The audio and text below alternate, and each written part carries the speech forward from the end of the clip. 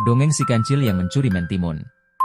Pada suatu hari yang terik oleh sinar matahari, kancil berlari sekuat mungkin untuk melarikan diri dari kejaran serigala yang hendak menerkamnya hidup-hidup. Ia masuk ke dalam kebun sayuran yang tampak sangat subur.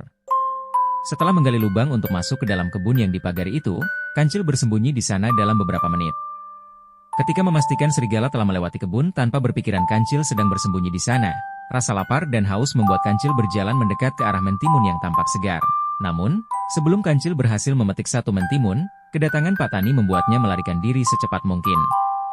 Keesokan harinya, kancil masih menginginkan mentimun yang kemarin dilihatnya di kebun. Dari kejauhan, kancil mengamati dengan teliti.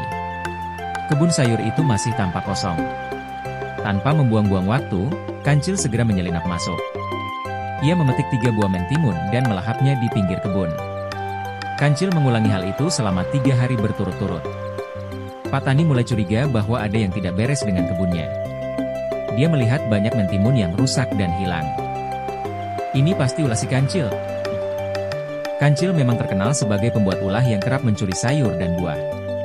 Pak Tani yang geram dengan ulah kancil mulai menyusun rencana untuk menangkapnya. Pak Tani menemukan lubang yang menjadi jalan masuk bagi kancil untuk menyelinap ke kebunnya. Dengan cepat, Pak Tani menggali lubang yang lebih dalam di dekat lubang yang digali oleh kancil tersebut. Setelahnya, ia menutup lubang itu dengan kayu kecil dan dedaunan. Pak Tani tersenyum puas melihat perangkap yang telah ia buat untuk menjebak kancil. Setelahnya, ia pulang ke rumah dengan yakin bahwa kancil akan masuk ke dalam perangkapnya. Keyakinan Pak Tani membuahkan hasil yang diharapkan ketika keesokan harinya kancil kembali berusaha menyelinap masuk ke kebun. Sebelum kancil masuk ke lubang yang ia gali pada beberapa hari yang lalu, kancil terlebih dahulu masuk ke dalam perangkap Pak Tani. Dia terperosok jatuh ke dalam lubang yang dibuat oleh Pak Tani. Kancil berpikir keras untuk menemukan cara melarikan diri. Pikiran cerdiknya mulai bekerja ketika ia melihat dari kejauhan kura-kura mendekat ke arah lubang yang memerangkap kancil. Dia pun segera memanggil kura-kura. "Kenapa kau di sana, kancil?" ditanya kura-kura penasaran. "Aku sedang berdoa dan berlindung. Besok adalah hari kiamat." Kura-kura begitu saja mempercayai ucapan kancil. Setelahnya, ia ikut masuk ke dalam lubang perangkap itu. Melihat kura-kura yang berhasil percaya begitu saja, kancil melakukan hal yang sama pada hewan-hewan lain yang melewati lubang galian Pak Tani itu. Setelahnya, lubang itu menjadi penuh oleh hewan yang percaya bahwa besok adalah hari kiamat. Keesokan harinya, bau kentut tercium di dalam lubang yang dipenuhi oleh berbagai macam hewan itu. Siapa yang kentut? Semua hewan melihat curiga ke arah kancil yang menjadi sumber bau itu. Karena kesal, harimau yang sangat yakin bahwa kancil sendirilah yang kentut, melempar tubuh mungil kancil keluar dari lubang. "Terima kasih, kawan. Kalian telah membebaskanku dari lubang perangkap Pak Tani." Semua hewan marah mendengar pengakuan kancil. "Dasar kau licik!" Kura-kura meluapkan kemarahannya. "Maafkan aku." Dengan cepat, kancil berlari untuk melarikan diri. Ia berlari sangat kencang dan jauh, hingga jejaknya tidak tampak lagi oleh hewan-hewan di hutan. Pesan moral cerita kancil mencuri mentimun. 1. Jangan pernah mengambil barang yang bukan hak kita. 2. Selalu berpikiran positif walaupun kita dalam keadaan yang amat sulit. 3. Janganlah menjebak orang lain demi menggapai cita-cita kita. Seekor buaya keluar ke tepi sungai menghampiri kancil yang terlihat senang. "Hei kancil, ada apa kamu ke sungai? Apa kamu mau menjadi santapan kami?" tanya buaya itu pada kancil. Kancil pun menjawab pertanyaan buaya dengan senang hati. "Aku mempunyai berita baik untuk kalian semua. Aku membawa daging segar dari raja, dan diperintahkan untuk menghitung jumlah buaya yang ada di sungai. Kalian cukup berjajar di sungai dan nanti akan aku hitung." Merasa senang mendengar kabar kancil membawa daging segar untuk dia dan teman-teman buaya lainnya. Buaya tadi kemudian menyanggupi permintaan kancil dan memanggil seluruh buaya yang berada di sungai untuk berjejer hingga membentuk jembatan. "Sudah siap," kata semua buaya bersemangat. Kancil pun dengan girang melompati buaya dan pura-pura menghitung buaya-buaya yang sudah berjejer membentuk jembatan itu.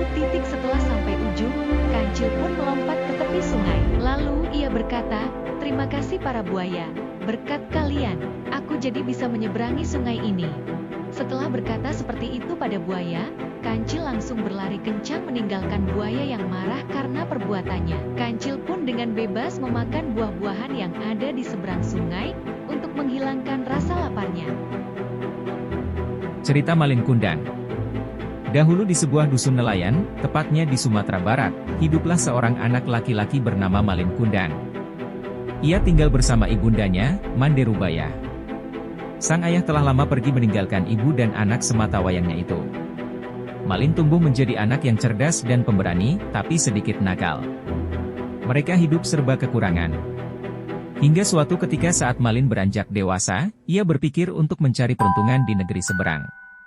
Dengan harapan nantinya saat kembali ke kampung halaman, ia sudah menjadi saudagar kaya raya. Malin tertarik dengan ajakan seorang nahkoda kapal dagang yang dulunya miskin sekarang sudah menjadi seorang yang kaya raya. Tekadnya semakin kuat, Malin meminta izin kepada ibundanya. Mande Rubaya sempat tidak setuju dengan keinginan anaknya, tetapi karena Malin terus mendesak akhirnya ia mengizinkan. Anakku, jika engkau sudah berhasil dan menjadi orang yang berkecukupan, jangan lupa dengan ibumu dan kampung halamanmu ini, nak, pesan dari ibunya. Ternyata keberadaan Malin di kapal itu sangat disukai. Selain karena ia sangat rajin dan selalu siap menolong, ia juga seorang pekerja keras. Beberapa tahun berlalu, kini Malin telah menjadi seorang nahkoda yang mengepalai banyak kapal dagang.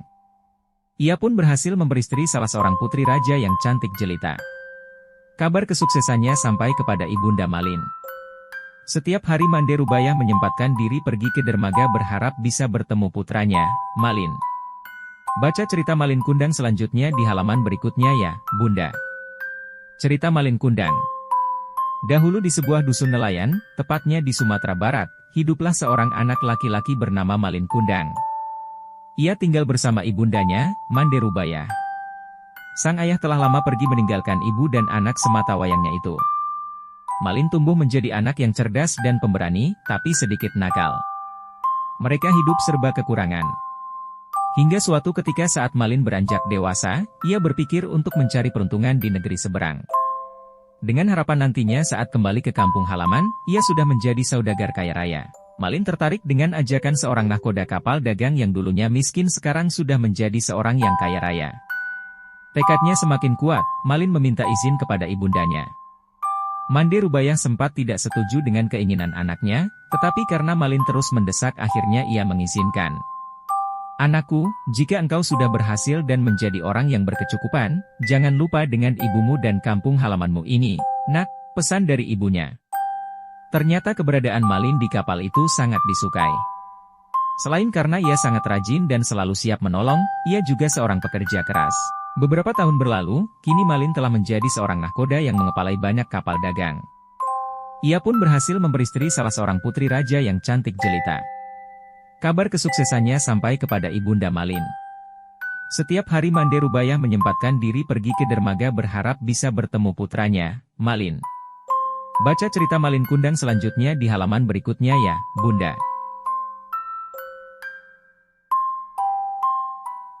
Alkisah di sebuah desa di daerah Jawa Tengah, hidup seorang janda paruh-baya bernama Mbok Srini. Karena kesepian, ia sangat mengharapkan kehadiran seorang anak. Namun sayangnya harapan itu pupus karena suaminya telah meninggal dunia. Tiap hari ia selalu berdoa agar bisa diberikan seorang anak untuk menemani hidupnya. Sampai suatu hari, raksasa hijau atau buto ijo yang kebetulan lewat mendengar doa Mbok Srini. Dengan suaranya yang menggelegar, raksasa itu bertanya, "Hei wanita tua, apakah kau sungguh-sungguh menginginkan seorang anak?" Mbok Srini terkejut. Dengan gemetar, ia menjawab ia mendambakan seorang anak yang bisa menemaninya. Namun sepertinya hal itu tak mungkin mengingat usianya yang sudah tua, dan suaminya juga telah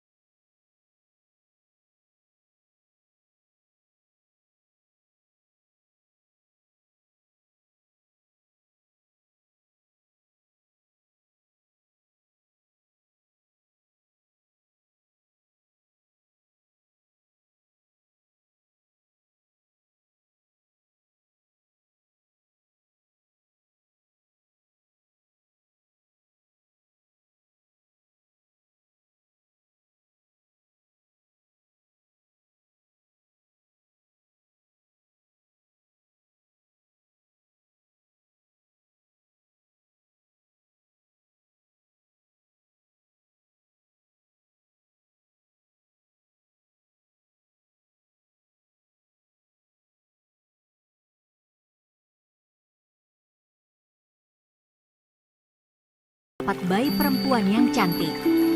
Bayi itu dinamai Timun Mas karena ia lahir dari mentimun yang berwarna keemasan. Embok Srini pun merawat Timun Mas dengan penuh kesayangan. Hingga saat Timun Mas berusia 6 tahun, raksasa kembali datang menagih janjinya untuk memakan gadis itu. Tak kehilangan akal, Embok Srini pun mencari cara untuk menyelamatkan Timun Mas agar tidak jadi santapan raksasa. Sabar, aku akan menyerahkannya padamu. Tapi apakah kau mau? Tubuhnya masih kecil dan kurus, aku rasa ia belum cukup lezat untuk kau makan, kata Embok Srini. Ia sedang pergi. Percayalah padaku, kembalilah 2 tahun lagi, aku jamin ia sudah gemuk, jawab Embok Srini. Raksasa itu percaya pada perkataan Embok Srini. 2 tahun bukanlah waktu yang lama, pikirnya.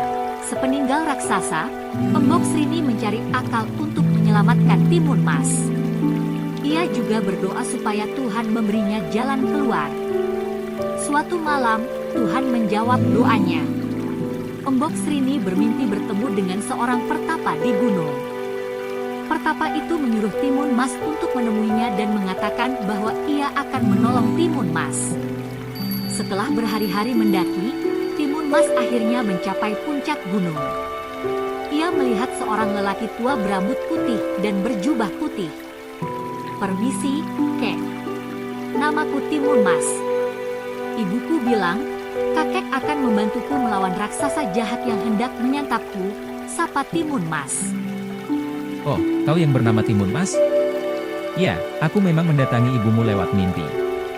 Cucuku, jika raksasa itu kembali, berlarilah dengan kencang, pesan si pertapa itu.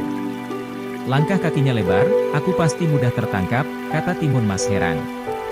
Ambillah 4 buah bungkusan kecil ini. Lemparkan satu persatu ketika kau melarikan diri, jawab pertapa itu dengan tegas. 2 tahun berlalu. Saatnya raksasa kembali untuk mengambil Timun Mas. Benar saja, tiba-tiba terdengar langkah kaki dan teriakan menggelegar, Embok Srini. Mana anakmu? Aku sudah lapar, teriaknya. Kumohon, jangan makan dia, pinta Embok Srini. Enak saja. Kau sudah berjanji, kau tak boleh mengingkarinya, jawab raksasa. Dengan terpaksa, Embok Srini membawa Timun Mas menemui raksasa itu. Timun Mas berbisik padanya, jangan khawatir, Bu. Timun Mas segera membuka bungkusan pemberian kakek pertapa itu. Bungkusan pertama, ternyata berisi biji mentimun. Ia melemparkannya ke arah raksasa. Keajaiban pun terjadi. Biji mentimun itu berubah menjadi ladang timun yang buahnya sangat banyak. Langkah raksasa tertahan oleh ladang timun itu. Dengan susah payah ia harus melewati rintangan dan batang-batang pohon yang meliliti tubuhnya. Namun, ia berhasil meloloskan diri. Ia bertambah marah. Kemudian bungkusan kedua itu berisi jarum. Timun Mas melemparkan jarum-jarum itu. Jarum-jarum itu berubah menjadi pohon-pohon bambu yang tinggi dan berdaun lebat. Raksasa harus bekerja keras menerobos pohon-pohon bambu itu. Timun Mas membuka bungkusan ketiga. Sambil terus berlari, ia melemparkan isi bungkusan itu, yaitu garam.